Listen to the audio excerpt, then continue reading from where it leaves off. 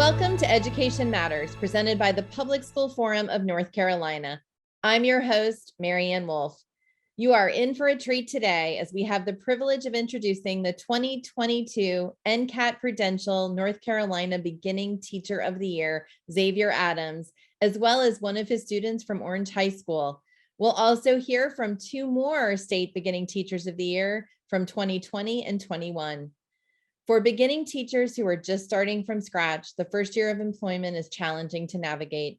Today, we are going to learn from them about what being a new teacher is like, the challenges, and how they are hoping to make positive impact in education. We are so pleased to be joined today by Xavier Adams, who is a social studies teacher in Orange County Public Schools, and also the NCCAT Prudential 2022 North Carolina Beginning Teacher of the Year.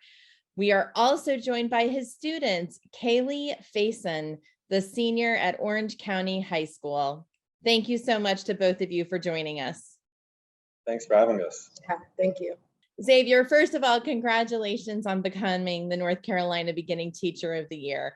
I'd love to hear a little bit more about what this means to you and what your hopes are for this new role. First and foremost, what it really means to me is that the students that I've been able to work with the last 2 years, their hard work has paid off. I really feel like my award is only possible because of the work that my students have done. And that's part of the reason why I really wanted Kaylee to be here. So Kaylee was a part of my first ever section of African American Studies when we were completely virtual at Orange High School. And Kaylee every single day was involved in the group chat on Zoom, participating in class, reading all the stuff that I was assigning them. And I definitely was giving them way too much stuff, but Kaylee would show up and do the work alongside me. So I was really grateful for her and all of my students in the process. That's wonderful. Well, and Kaylee, we're so excited that you'll be going to Howard University next year as well. So really exciting to continue to follow your path. We'd love to hear from you, Kaylee. What does this mean to you as a student in Mr. Adams' class, and what was the reaction from your classmates? Well, I know on the night of the award ceremony, there were at least 10 of the people that were in my original class. All of us were like on the live stream waiting to like hear. And so when he won, it was just like, I guess, gratification for us, knowing that at Orange High School, Mr. Xavier is like, for us, has always been a household name ever since he got here. And so when he won, it was like, okay, the state and everyone in North Carolina is finally seeing like the great teacher that we got to learn from while we were in his class, and then also outside of his class. Mr. X has been really helpful for me and all the other students that were in my class, even after we left, getting us college recommendations, whatever we needed, and just being a confidant for us at school. So tell us a little bit more, for those of us who only know a little bit about your teacher, what makes him stand out and what makes learning in his class so impactful for you? So during Mr. Xavier's class, he really made it a point to learn things about each individual student. And it wasn't just about the course load or the curriculum. And that made our class a really happy and fun place to come learn.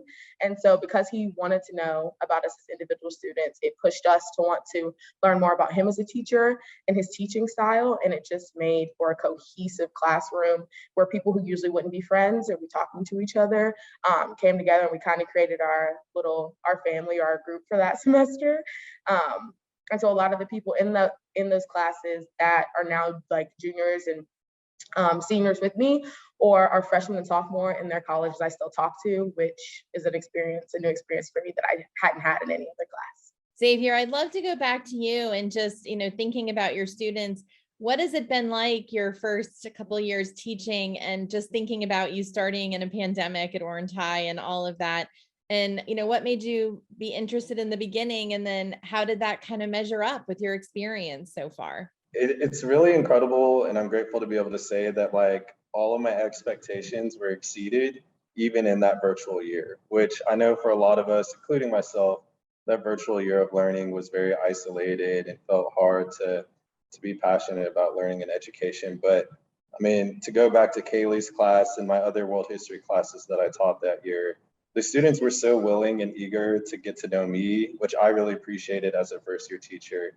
And I feel like I was just really able to do a lot of what I got done because of their eagerness. One of the things I want to dig into a little bit with you is around the teacher pipeline, right? Who is coming into the teaching field? And in North Carolina and in many places across our country, we know that we're facing a significant shortage of educators. And I wonder if you could talk a little bit about that and what you think we can do to encourage more people like you who clearly are making such a difference for your students to go into teaching. There's so many things that need to be done. So kind of what you're alluding to is the unfortunate reality is that less than 2% of educators in public education are Black men. And so I think several things that need to be done are, one, paying teachers more. There's just a need for teachers to be fairly compensated for the brilliance and the hard work that they're bringing into the classroom every day to pour into students' lives. Also think the reality is that a lot of the issues surrounding student debt coming out of school, currently with students knowing that they're going to be entering a teaching profession that doesn't pay well, it doesn't bode well for wanting to take out a lot of loans to then enter a career that is very rewarding and very fulfilling, but doesn't necessarily pay as well.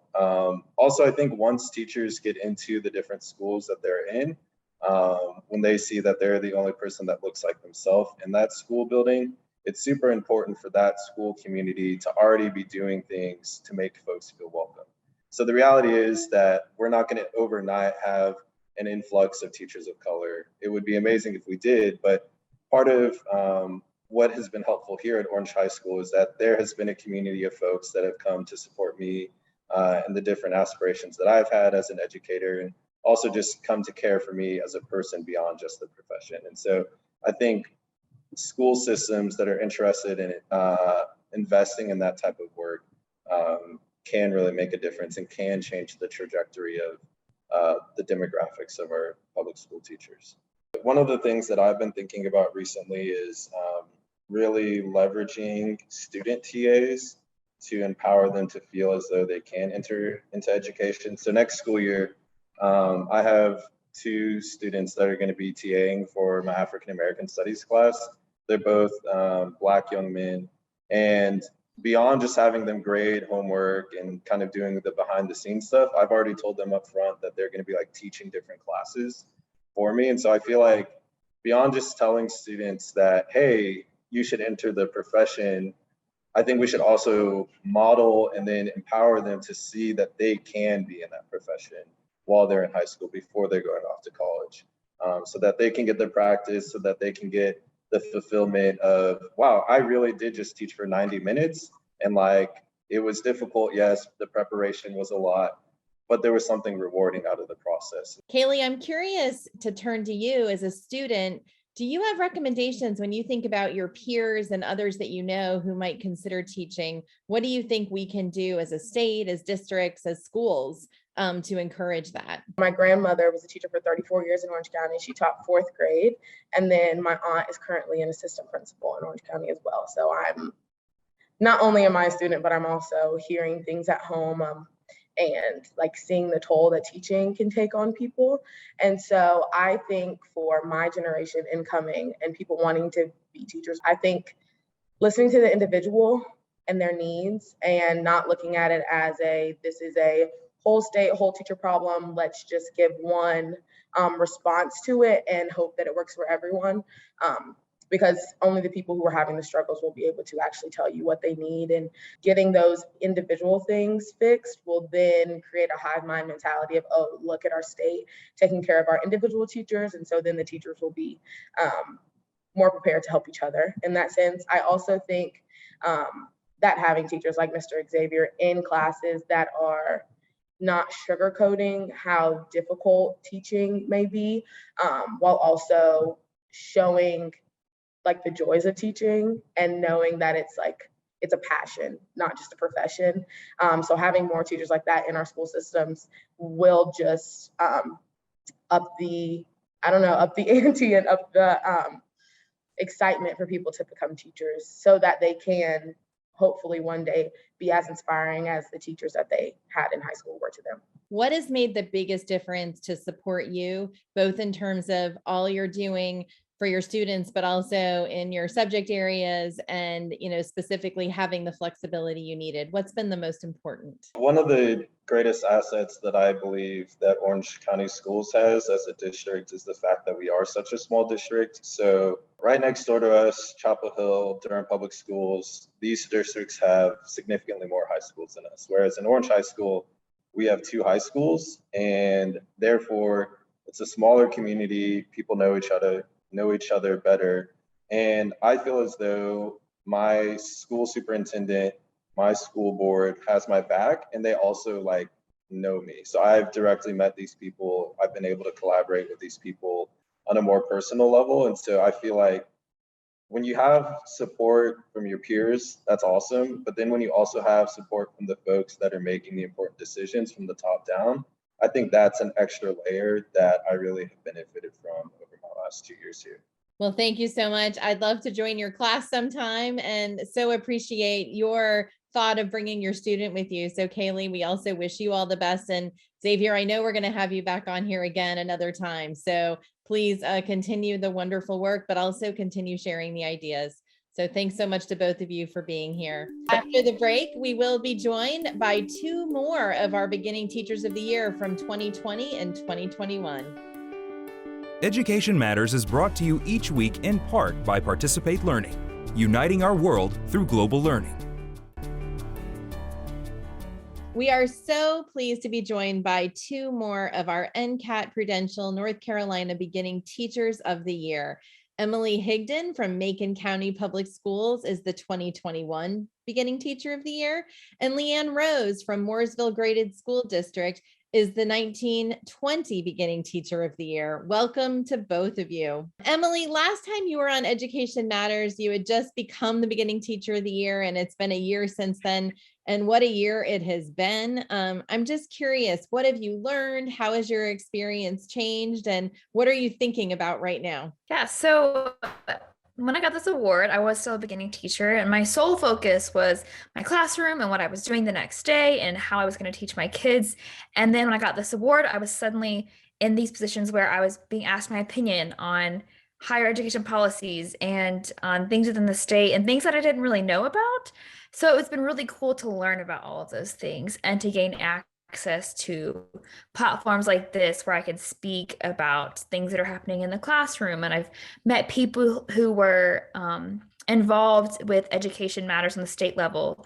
And so it's been really cool to meet those advocates who are standing up for teachers and to learn how I can also be one of those advocates for my students, my coworkers, and just BTs in general in the whole state.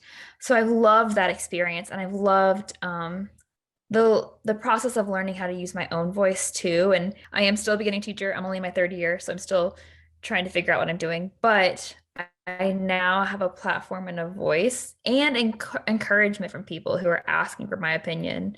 And so it's been a really, really great journey with the BTOY Award. Leanne, you were the very first Beginning Teacher of the Year, which was really only 3 years ago. And I wonder if you could tell us a little bit more about what your journey has been as a beginning teacher. So I became a beginning teacher, and I did get to teach a full year. And then the next year, I mean, and like Emilee was saying, I was in the same boat. I was just in the trenches, focused on my kids, my classroom, just that's all I could barely see. Then the very next year, as soon as I was named, COVID, and we all shut down, schools were virtual. So it's kind of funny, like, even though, I have a little bit of experience now, it's a very different type of experience because yes, I've been in the classroom, but I've also done virtual, I've done hybrid, I've done BBA plus, and I've done, all these various things in the classroom, which has been incredible, challenging, exhausting, all of those things. But it's really given me a perspective, and it kind of helps focus on like what the point of education is. And it's really helped me keep, all the extra out and just really focus on the kids and what really matters. We look at strong educators like the 2 of you, and we think, well, what do we have to do to make sure we can keep you in the classroom and focused and, wanting to do this really important yet challenging work? Emilee, what advice do you have as a state, as a district? What do we do to keep awesome educators in the field? So the school that I'm at is pretty unique in that I'm the only English teacher at my school, and I teach all 4 grade levels for high school. And so one of the things that has kept me going is that I have a really good support system with my coworkers, even though we don't all teach the same subjects. So beyond just the connections with your coworkers, is I have support from my administration to try things. So my principal is very open to allowing me to kind of test run things. Support from administrators to try new things. Letting yourself have fun. I think there's like a stigma about standards and you have to be very structured and do all these things, but sometimes it's just fun and it's okay to be fun. And then also having support from coworkers, that's what really helps when you're a beginning teacher, because you can feel very isolated, you can feel very overwhelmed, but knowing that your next door teacher is like, hey, I'm here, we can decompress at the end of the day, maybe we can do something together so the whole weight is not on you. That means the world to beginning teachers. Leanne, would you like to add some other advice? How do we make sure that you want to stay in education and working with students? I think one of the great things that can help is actually what we're doing here, Education Matters, and bringing teacher voices up, asking us what matters. Now, of course, district higher ups, they know things and, people can be advocates, but actually having teachers in the room where decisions are being made, being at the table and being able to share what we're seeing day in and day out, we're the boots on the ground and we love doing it. And sometimes that means that some teachers are not really as able to get to those meetings because we're in our classrooms and that's where we want to be. We want to be with the kids, but also it takes certain teachers to be able to bring their voices and share the concerns that they're seeing every day. And sometimes those concerns change quickly. They might change day to day or week to week, especially with everything that's happened with COVID and decisions being made quickly. So I think what we're doing here is a big thing to make sure that teachers feel heard and just validation. Because I think sometimes we can feel very isolated. And one of the biggest things I remember in my beginning teaching years was hearing Maureen Stover and some of these big beginning teachers, or not beginning, teachers of the year saying, man, this is hard. Wow, this has been a lot. And I can't tell you, as a beginning teacher, I thought it was just me. And at my school, there's a few other beginning teachers, but we're kind of spread out. We don't really see each other. So it was I'm like, wait a second. You are an award-winning, fabulous teacher and you're struggling too. So it means it's okay that I'm struggling and I'm normal. And it was just very validating to be able to hear that and know that I'm not alone. So bringing teachers to the table. And then, I don't know, I think a lot of teachers, we've taken on a lot because that's what we do. We serve children. And so in serving children, we do lots of other jobs. And so having supportive administration, encouraging us to try new things, but then also trying to take things away from us too. Can they take anything off of our plates? I know that I have a wonderful administration that tries to, you know what, we're not going to do that in person. I'm going to do it virtual and in email, or, just little things and kindnesses. And we do these silly monthly dress up for teachers and we can wear jeans. And it's just these little tiny pieces that she's trying to take stress away from us because it's just happened. We just do more and we do more. And that's the nature of who we are, which is fine, but it adds up, especially in a world where we are sanitizing and doing a lot more than we even used to. And a lot of us love to do the extra stuff. Like my passion is social emotional education, but it does add up at the end of the day when we're doing just so much. So taking things off of our plates and having a teacher voice. And then of course, like Emilee said, loving what you do and having fun with it. Wonderful. Well, in our last minute together, I wonder if you each have kind of a sprint piece of advice, either for state leaders or for those interested in becoming teachers. So Emilee, any advice for either of those groups? For beginning teachers, I think that your strongest asset is yourself, in the sense that you already have a wealth and a variety of knowledge that may not be all about your content area, may not be the standards, but you can pull in those things or those people those community members and you can add to your classroom so much through that. So it's okay to be yourself as a teacher and use what you have naturally to let your students thrive. Like that is what they see and what they want to be is fully themselves. And when you do that first, then they know they can do it too. Thank you. And Leanne, any final advice? I think we talk a lot about how the biggest indicator of student success is teachers. I think one of the biggest indicators for teacher success is school culture, teammates, friendships, mentorships, and making sure that we have support for teachers across all, whether you're beginning, if you've come lateral entry, if you've been here for a really long time and things continue to change, but just being there for each other and having a healthy culture to support us, being able to vent, but not getting into a negative space where we're kind of, being let down, but building ourselves up, being the professionals that we are and expecting respect and success. Well, thank you both so much. I could talk to you for hours, and I know our listeners feel the same. So thank you for being here. Thank you for having us. Thank you. And after the break, this week's final word.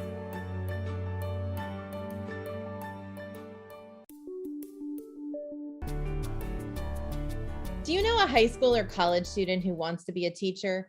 Do you know others in your community who are thinking about changing careers to become a teacher?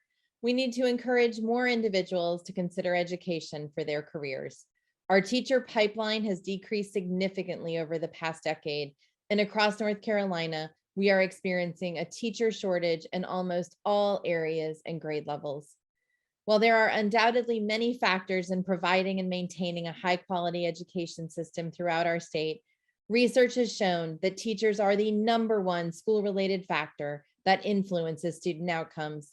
In order to secure the future of North Carolina's children and our communities and economy, it is imperative that our schools are able to recruit and retain high-quality and well-prepared teachers who also bring passion and commitment to their work with students. Today, we were joined by our last 3 North Carolina Center for the Advancement of Teaching Prudential Beginning Teachers of the Year. This includes Xavier Adams, who's this year's winners, and 2021 and 2020 winners, Emilee, Higdon, and Leanne Rose. You will quickly see that these attributes are present among these educators and in many of our beginning and veteran teachers across North Carolina. We must nurture those talents and respect these professionals. Equally important is supporting them along their journeys to becoming the most effective educators they can be. If you ask our teachers about this year, many of our veteran teachers will tell you it has been the hardest year they have ever experienced. This is told within the context of their deep care and commitment to students. These teachers also listen to the news and the public comments at school board meetings. Many of these discussions that they're hearing about education locally, statewide, or nationally often center on political issues instead of what our students need and how we can support our educators to support our students. This is also exhausting to teachers as they strive to navigate the complexities of teaching, especially as we come out of the pandemic. One thing I see again and again with our educators, including the 3 exceptional beginning teachers of the year that you heard from today, is that they center the students in their daily work. They continue to try and do everything they can to understand what their students need for their learning and their well-being, and they go above and beyond every day. As a state, we have the opportunity to show how much we understand the importance of being a teacher and how we value those who are in or are choosing to enter the field. We can provide working conditions and compensation that honor their level of education, the complexity of their work, and the impact that they have. However, to truly do this, we must also treat our educators as professionals and provide them with the respect they richly deserve. We should do this regardless of the time or the context, but we must do this now, given the significant shortage we have and will continue to experience based upon our state's trajectory. I asked you at the beginning of this final word if you know someone who is becoming or wants to be a teacher.